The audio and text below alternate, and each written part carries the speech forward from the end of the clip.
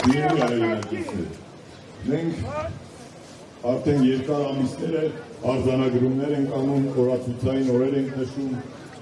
26 թվական հունիսի 727,000 ընտրող, 350,000 վերջնահաշվարկում ինչ-որ թվեր։ Եվ այդ թվերի արձանագրումները տեղի ունենում ընդամենը 4 պատերի հետևում, բայց ընտրությունները թվերի մասին չէ, ընտրությունները տրամադրությունների մասին են։ Պատահական չեն, որ ընտրությունները տեղի ունենում 5 տարին մեկ կամ 4 տարին մեկ նայած ինչ ընտրություններ որ երկրներում։ Դրանք քաղաքական ցիկլեր են, որոնք թույլ են տալիս քաղաքացիների մոտ, հասարակության մոտ կուտակված, թե իշխանությունների նկատմամբ ունեցած վերաբերմունքի արտահայտությամբ, թե նոր կամ եղած ընդդիմության նկատմամբ իրենց քվեները բաշխելու տրամադրությունների միջոցով այդ քվեները տալու միջոց։ Բայց ինչ ենք տեսնում մենք։ Ես էմոցիաներից դուրս եմ գալիս ուղղակի 4 փաստերի արձանագրում։ Հայաստանում տեղի են ունեցել ընտրություններ, որոնք թե նախընտրական, նույնիսկ քարոզչությունից առաջ եղած շրջանում անցել են լարվածության, բազմաթիվ խախտումների, իշխանությունների կողմից ընտրական պրոցեսին մասնակցող բազմաթիվ անձանց ձերբակալություններով, այդ ձայնագրությունների հեղեղներով, ընդդիմության նկատմամբ բացասական էներգիայի տարածումով, թե պետական, թե հեռուստաընկերություններով, թե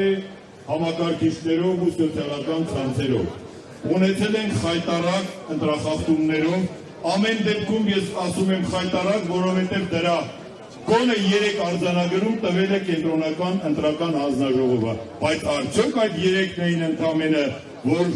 խախտումներով են անցել տեղամասերում եւ արձանագրվել կամ չեն արձանագրվել։ Իհարկե ոչ։ Խոսքս վերաբերում է լեգիտիմության եւ լեգալության սկզբունքի։ Ընտրությունների լեգալացումը տեղի է ունենում այս 4 պատերի հետևում։ Կենտրոնական ընտրական հանձնաժողովներ, հանձնաժողով, դատարաններ,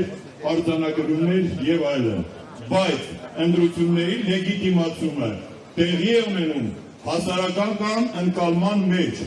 արդարության զգացման մեջ, այսինքն ընտրության մասնակիցները, Հայաստանի Հանրապետության քաղաքացիները արդյոք բավարարված են այս ընտրությունների արդյունքներով։ Իհարկե ոչ։ Եվ այն 600,000 քաղաքացիները, որոնք բառացիորեն ես կարծում եմ բոլորը բավարարված չեն այս ընտրություններով, մենք հիմա ինչ է համեմատում ենք այն 727 արձանագրված 1000 քաղաքացիների, որոնք քվեարկել են ԿՊ-ի համար։ Իհարկե ոչ, այդտեղ պիտի դրվի հավասարության նշան, իսկ հավասարության նշանը դնում են օրենքների,